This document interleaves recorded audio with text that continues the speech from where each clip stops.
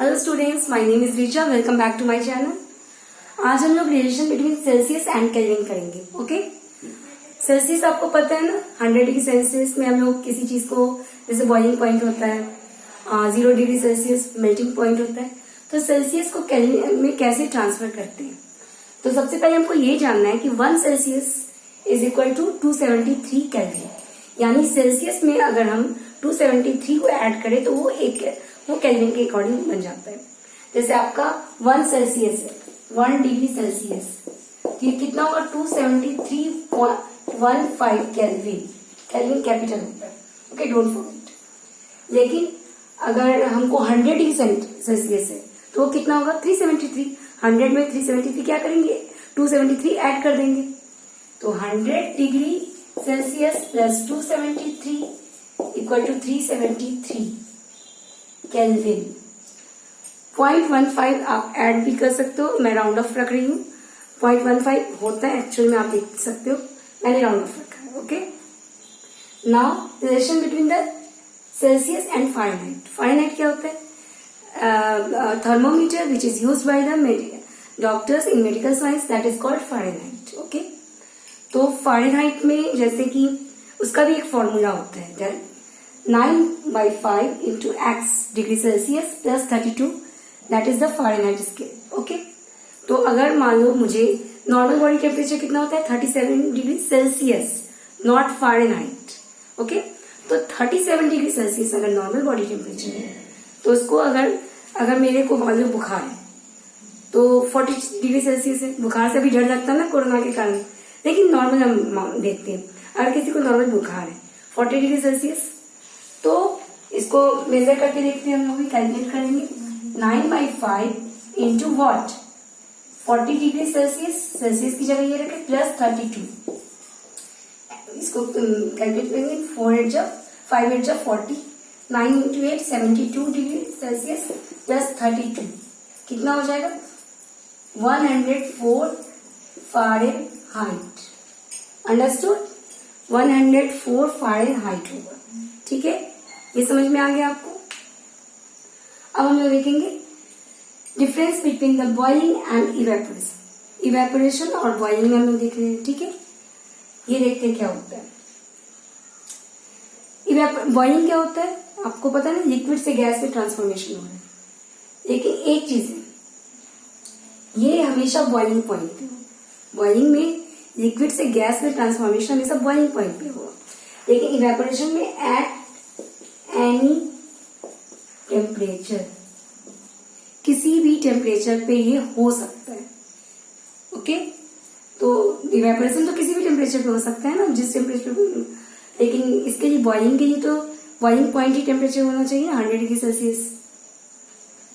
तो अच्छा, एक चीज बताइए, ये मैं बता रही हूँ कि मैंने ये एक फिगर बनाया जिसमें देखिए, अगर मैं किसी को वेसल में पानी को बॉइल कर रही हूँ, वाटर बॉइल कर रही हूँ, तो इसके सारे मॉलिक्यूल्स क्या करेंगे, बॉइलिंग में पार्टिसिपेट करेंगे। यानी कि इसमें क्या हो गया, बल्क अमाउंट में मॉलिक्यूल्स आ रहे हैं, पार्टिसिपेशन हो रहा है।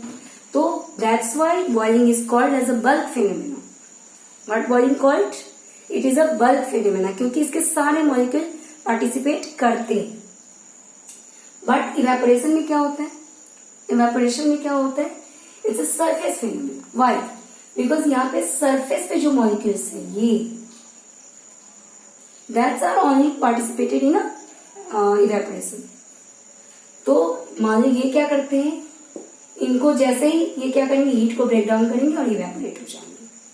तो सारे नहीं हो रहे हैं, यानी सरफेस पे जो मॉलिक्यूल्स अवेलेबल है वही ऐसा कर पाते हैं।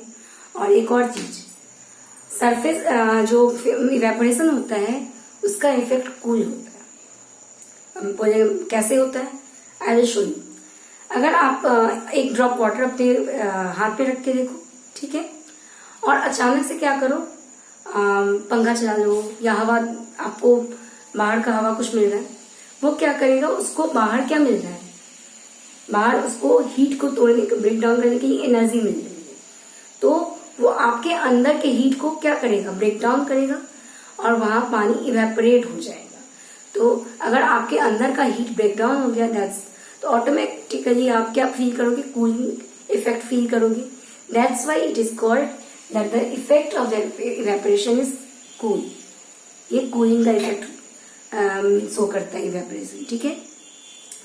अब हम लोग देखेंगे factors on which the rate of evaporation depends. किस किस फैक्टर्स पे रेट ऑफ इवेपोरेशन क्या करते हैं, डिपेंड करते हैं. तो देखते हैं इसको.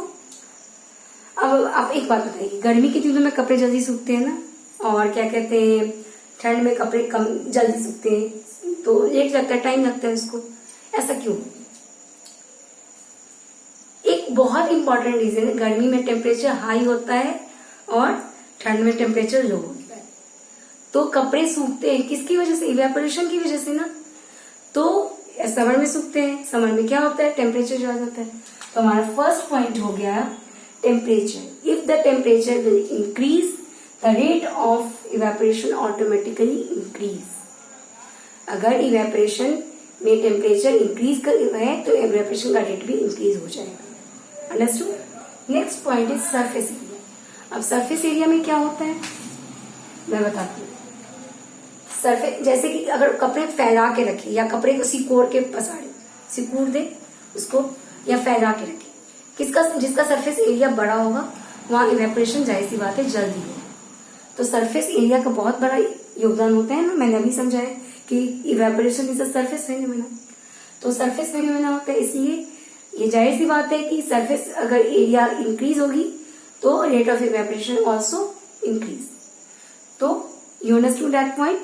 If the surface area increase the rate of evaporation automatically increase. Now speed of wind.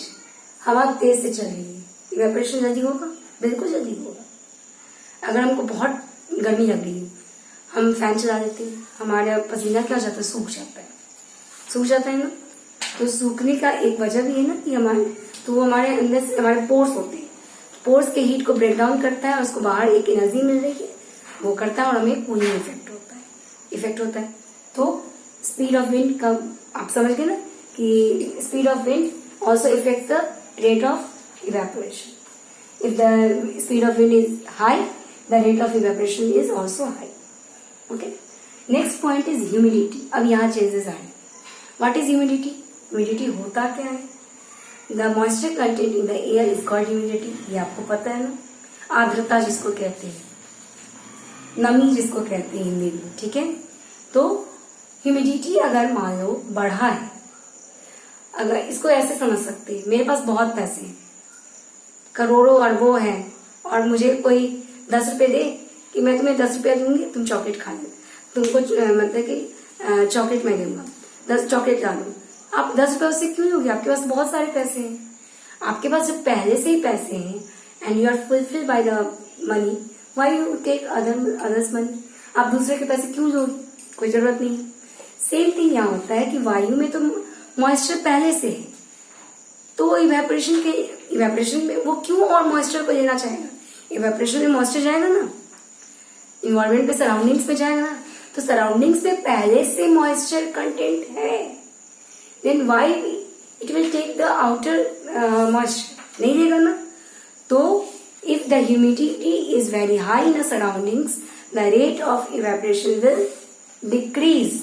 यहाँ वो डिक्रीज करेगा, इंक्रीज नहीं करेगा. यहाँ पे क्या होगा? रेट ऑफ ह्यूमिडिटी हाई रहेगी तो रेट ऑफ क्या होगा? इवेपोरेशन डिक्रीज कर जाएगा. ये आपको समझ में आ गया. अब हम लोग है ना ये रेडिएंट हीट करेंगे, उसमें लेटेंट हीट भी देख लेंगे, जो गुप्त उष्मा जिसको हिंदी में कहते हैं, उसको हम लोग टॉपिक में भी करते हैं. ओके. तो हम लोग अब देखते हैं concept of latent heat. Latent heat यानी कि लेटेंट हीट कह सकते हैं इसको, हिडन हीट. ठीक है. इसको आप एक चीज से समझ सकते हो. ऐसे देखो, जैसे मैंने किसी वेसल में क्या किया, वाटर को क्या किया हम लोगों ने? बॉईल किया. इसको बॉईल किया. ठीक है. ये हीट में दे रही है इसको, ये वाटर बॉईल हो रहा है. ठीक है. बॉइलिंग पॉइंट आ गया 100 डिग्री सेंटीग्रेड.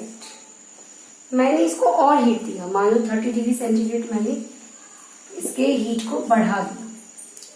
लेकिन इसका क्या हो रहा है? मतलब कि टेम्परेचर बढ़ नहीं रहा है। तो क्या कह सकते हैं इसके हीट, ये हीट कहाँ जा रहा है, तो इसका हीट क्या बताते, ट्रांसफॉर्मेशन में जा रहा है। इसका हीट कहाँ जा रहा है, ट्रांसफॉर्मेशन।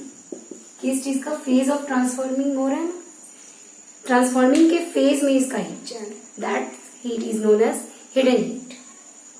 अब मैम कैसे, तो यही है कंसेप्ट ऑफ लेटेंट हीट यानी हिडन, इसको गुप्त उष्मा भी कहते हैं। ठीक है, इसमें क्या होता है, लेटेंट हीट ऑफ फ्यूजन में क्या होता है कि आप जैसे क्या कह सकते हो कि amount of heat required to convert 1 kg of given solid completely into liquid is called latent heat of fusion. ये दो टाइप के होते हैं।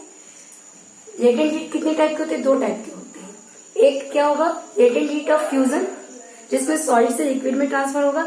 एक होता है लेटेंट हीट ऑफ इवेपोरेशन। ठीक है, इसमें क्या होता है, इसमें आपका लिक्विड से गैस में इवेपोरेशन ट्रांसफर हो रहा है।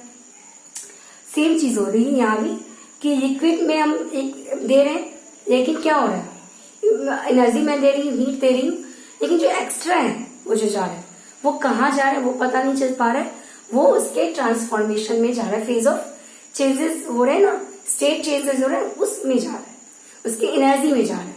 जैसे वो टूट रहा है, ब्रेक डाउन हो रहा है, तो उसके हीट उसमें यूज हो रही है। ठीक है, इसलिए इसका टेम्परेचर सेल्सियस से ज्यादा नहीं, 100+13 नहीं हो पा रहा है।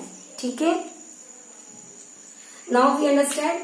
तो इसलिए हमारा लेटेंट हीट ऑफ फ्यूजन हमारा क्या हो गया, अब हम लोग देख लिए।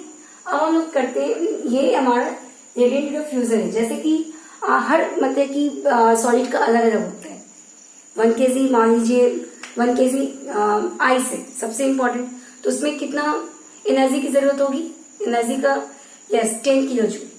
और गोल्ड का क्या हो सकता है, 150 किलो जूल हो सकता है। तो लेकिन इसको रटने की जरूरत नहीं है, ये हम लोग कॉन्सेप्ट जब देखते आपको समझ में, हर सॉलिड के लिए अलग अलग होता है। ठीक है, ये बात हमेशा याद रखना है। इवेपोरेशन भी आप लोगों ने समझ लिया।